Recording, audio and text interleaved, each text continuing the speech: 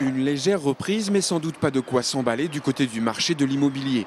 En Vendée, les ventes sont en légère hausse ces derniers mois, tirées principalement par les biens les moins chers. Les prix les plus hauts, on a eu du mal, c'est revenu un petit peu, ça c'est un petit peu les maisons qui n'étaient plus sur le marché parce qu'elles étaient trop chères redeviennent un petit peu sur le marché.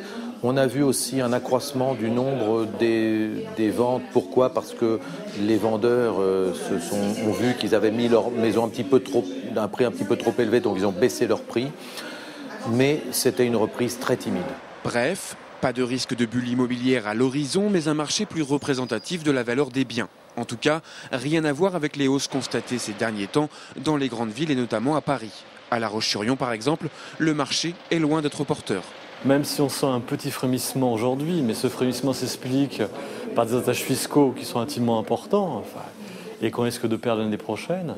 Ce qui fait qu'on a vu une légère accélération des ventes, mais qui reste à confirmer pour les années suivantes. Et ça, il n'y a rien de garanti. La crise, pour nous, comme je pense pour l'ensemble de beaucoup de professions, n'est pas terminée.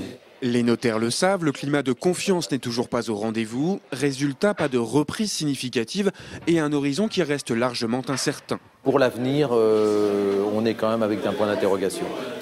Si les taux de prêt remontent un petit peu, on aura peut-être des difficultés à retrouver encore une augmentation du nombre des transactions et des prix.